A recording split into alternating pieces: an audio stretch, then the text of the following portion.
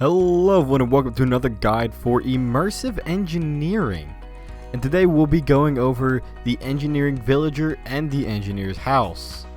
Upgraded power, how to make steel and what it can be used for, and different things you can make with treated wood. So let's hop right into it. In a village, there is a very good chance that an engineer's house will spawn, and it will look like this. Good things to note about it is that if you need early treated wood, the house's frame is made of it. You got treated wood fence, and outside there are two wooden storage crates. If you look inside, they'll have random components, ingots, engineer's blueprints, and steel tools. But that is a random chance. Sometimes they can have other stuff as well. So you get some storage crates. On top of it, the doorway will be an engineer's hammer. So if you want it, you can just pop that out of the item frame. If we go inside, green wool, another storage crate with more items inside. All of these chances have randomized loot, but all of them will be from Immersive Engineering, unless you have another mod that overrides it. But more often than not, it will be basic Immersive Engineering items. Then you go upstairs to a nice upstairs area, onto a nice little balcony. Now this house isn't nothing extraordinary, but if you need a good starting base, it is larger than some of the other houses, and you can easily build off of it. So another thing that will show up in a village is the engineers. Meet engineer and engineer. So if you right click them, they will have trades. These one will trade emeralds for common shader grab bag. What those are is if you right click them, you'll get a random shader that can be applied to different immersive engineering items. Majority of them will be tools. So you have these two, or you can have this one. If I right click him, you can trade other stuff such as 11 copper wire for an emerald, 6 emeralds for engineer's wire cutters, LV wires, the whole bunch of stuff. But again, there's a number of different careers and different items you can trade for them. To get more power out of your windmills, you'll need windmill sails. To craft them, you need tough fabric. And then to craft tough fabric, you need 8 industrial hemp fibers and 1 stick in the middle, and it will give you 1 tough fabric. Now, if you take 6 of these tough fabrics in this kind of arrow pointing to the top right, you'll get your windmill sail.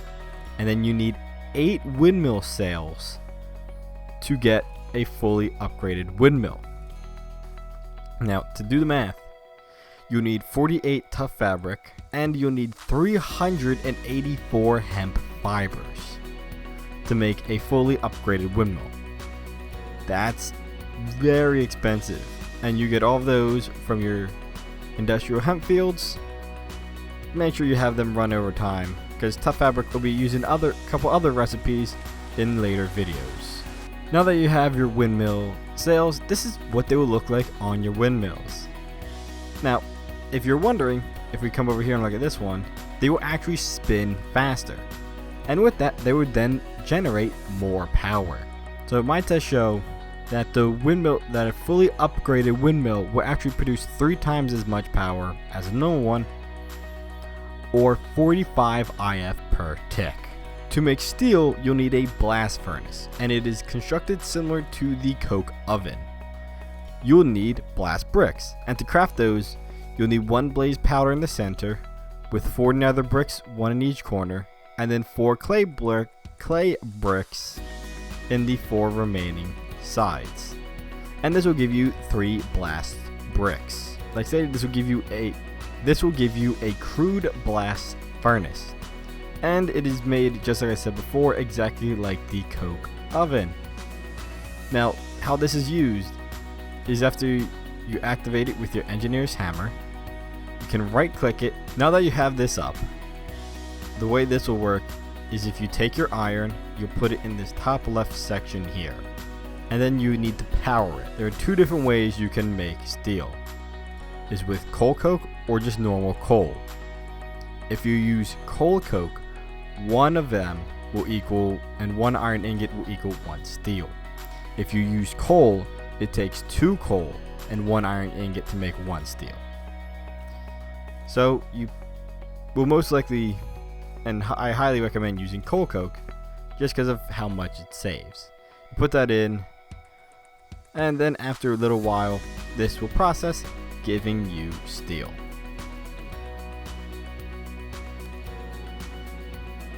And when it is finished, you will get steel, and you also get 1 slag. This can be used to make a number of different things, such as concrete, but I'll go over that in a later video. Steel can be used in a number of different ways, such as making armor or tools, but to make the armor, you actually have to turn the steel into plates. So you can just take your engineer's hammer, put it in a workbench with steel, and then you'll have your plates. Put those in the same recipe of whatever armor piece you want, and then they'll give you the steel version of it, and here it is. If you have this armor equipped, it will give you 8.5 points of armor, and the total suit will have 4 points of armor toughness. So it is better than iron, but it is not as good as diamond, and the same goes for the durability. And speaking of that, let's go to steel tools. Now, these are made like any other tool, but you need to use treated wood sticks instead of regular sticks, and then you'll use the normal steel ingots. The pickaxe will not mine obsidian. It will mine everything that an iron pick has. It just has increased durability, and it is a little bit faster. So steel is better than iron, but again, it will not be as good as diamonds. Another way to generate power is with a water wheel. Now, to make a water wheel, the first thing you need is water wheel segments. These will be crafted with 3 treated wood planks, 1 in the center and 1 in the bottom corners, and then 4 treated wood sticks surrounding the center treated wood plank, just like you see here. So after you take your water wheel segment, you'll need 4 of these and a steel ingot to make your water wheel. After you have your water wheel made, you need to attach them to a kinetic dynamo. Now, one thing you can do with these that you can't do with the windmills is you can actually place multiples of these in a row, and they will generate more power, even though they don't necessarily generate a lot of power. My tests show that 1 wheel generates about 7 IF per tick, and 3 only go up to about 15, which is what a windmill does. So it's not a very good showing from the water wheels that need steel to make. But then again, if you have these water wheels set up better, these can be somewhat useful. But one thing to note is you can have 3 stacked up on 1 kinetic dynamo to increase the power, but if you have more, not only will they visually be slower, is that they won't actually generate any increased power. If you don't have a UI or external mod that allows you to check how much power your machines are generating, you'll need to craft the voltmeter. Now, to craft it, you need a compass in the center, a copper ingot in the bottom center with 2 sticks, 1 on either side of the copper ingot, and this will give you your voltmeter. Now, if we head over to my little demonstrations over here, we can check to see how much power items have and how much they're generating. So if I hover over this external heater, it will show me that it has 32,000 out of 32,000 flux. And if I scroll over here, you can see that there is actually 0 energy stored in this LV connector. This is because there's actually no energy going into here because it's full. But if I come up here and check this top one, you can see it is full. So the windmill is actually filling up this top LV connector, but since this doesn't need power, this bottom one isn't getting any. So don't worry if this isn't working, as you only see power in the endpoint if the block it is connected to is actually drawing power away. Now, you can actually look at wires to see how much power is going through it. And if I come over here, relays actually won't show power either. The only things that will be capacitors, blocks, or machines that actually use power, or connectors themselves. And again, just to show you, dynamos don't actually show power either. So if you see, I've been doing a lot of these guides while I'm in creative mode. Let me hop out of that for a quick moment. You know what, let me get close to here. Ooh, I'm getting shocked. If you use just base LV cables, they are not insulated. So if you get close, you'll get shocked. And even though they will only do a half a heart of damage, or so, depending on it's not fun, especially if you're high up somewhere. You get shocked. Oop, you shocked, and then you get knocked off. Then now you have to deal with fall damage, which is not fun. So you need to insulate these cables, and here's how. To insulate them, you need 4 LV wire coils and 5 tough fabric in the pattern as you see here. And this will give you 4 insulated LV wires. This will not change how much power can be transferred through, how quickly it will do. This won't change anything. The only thing it will do is now if you walk through it, when there's power going through it, you will not get shocked. So if you have these in your base, you don't have to worry about where you walk through, will you be shocked. You can easily just walk through these as if they're not there. Immersive Engineering also has a few new ways to store items, and one of these is with these storage crates. Now, I went over these very briefly when we talked about the engineer's house, but to craft these is just like any normal chest, just with treated wood. Now, one thing about these is that if you go inside, they have normal size holdings. If I get another one and place it next to it, they won't connect to a double chest. So I can just place a whole bunch of these and not have to worry about chests connecting.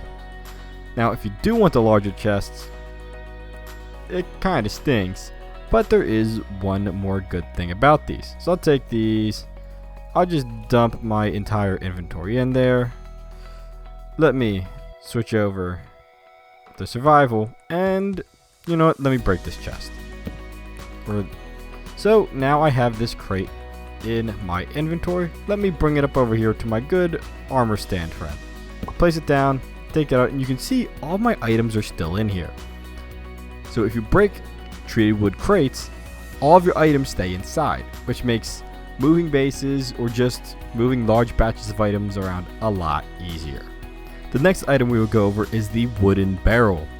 To craft this, you'll need 5 treated wood planks in a U across the bottom, and 3 treated wood slabs across the top, and this will give you your wooden barrel. Now, this stores liquids like anything else, as long as they are not hot. That is an important factor for these, because again, these are wooden barrels.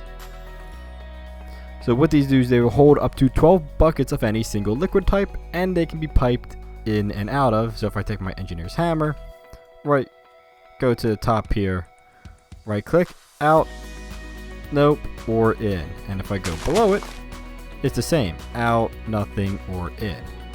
So you can get these piped in and out, but I'll go over those pipes in a later video. So these are useful for storing liquids. Like I said, they cannot store hot liquids. So if you want to use stuff like lava, it won't work. You need a different type of storage. But water, creosote oil, stuff like that, it will be fine. If you don't want to just have pillars or cobblestone to wire everywhere, you can make wooden posts. Now to make these, you need 2 treated wood fences and 1 stone brick. Now again, these just look like normal posts, but if you take your engineer's hammer and go to one of the top sides, such as this side facing here, and you right click, you would have these little wings, let's call them. So you have the stuff sticking off, and if you go to the opposite side, you can have another one so it looks like a telephone pole. But one thing to note is you can only have these wings or these branches on the opposite sides. So you would need to worry about where they go, and such as you can see here, if you have blocks, for some weird reason they tend to angle towards them. I'm not sure why, but they just feel like doing that. So I can go here, put wire connectors, wire relays up there, but you might be wondering how to get up there without having to build up. Well, it's really simple. Just climb them. If you get on top of them, they act just like ladders. So you can easily just climb right up and do your maintenance on top of putting down relays. Maybe you put some connectors up here. Anything like this. And in my opinion, they actually look very nice. If for instance you want to put relays inside of buildings and you don't want just you don't want them just hanging on walls, or just going around the building and you don't feel like putting posts up, you can make these wall mounts. These are made with 3 treated wood in the top left corner and 1 treated wood stick in the center, and they'll give you 4 wall mounts. These are very simple. You can just right click these on a wall and they'll be placed. But one thing to note is where you're looking on the block. If you're looking on the bottom half of the block, as you can see my cursor is, they will be, let's get straight on, they will actually be placed down. If you're looking at the top half of the block, they'll be placed up. And then as you can see back here, up, down, and then you can place either connectors and relays on them and they'll just sit there. Again, these are purely cosmetic. You don't need these for anything. Treated wood scaffolding is a very useful block when you're building. To craft them, you need 3 treated wood sticks in an upside down V at the bottom, and then 3 treated wood planks across the top, and these will give you 6 scaffolds. Now, like I said, these are very useful for building because you can climb them like ladders. The only downside to them is you can't hold shift. If anyone's wondering, I am holding shift like you can on ladders to stay still, and it, depending on how you climb them, they actually almost fell off there. They actually recess you in a little, so you can get stuck on blocks, as you can see, and so you can't go all the way up.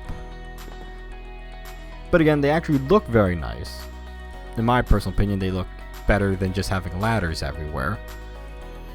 And you tend to go up maybe, whoa, okay. That could have not been the best. And depending on how you use them, they can actually just be used for pure cosmetics. Now, if you want a more decorative light source than just using torches, you can make lanterns. To craft these, you'll need 1 glowstone in the center with 2 iron plates on top and bottom of the glowstone, and 2 glass panes on either side of the glowstone block, and this will give you 4 lanterns. Let me activate my little light sensors, and you can see here is that these lanterns give off the same amount of light as a torch, but if we compare it to glowstones, which they actually used to make, they actually create less. Well, 1 block less, to be more important. But then again, 1 glowstone blocks gives you 4 lanterns. Even though they produce slightly less total light per individual block, if you use all 4, they create more light than just a normal glowstone. And if you're going for kind of like a more realistic look in factories, maybe having open flame torches might not be the best. So lanterns will be recommended, and personally I love how these look. Highly recommend them.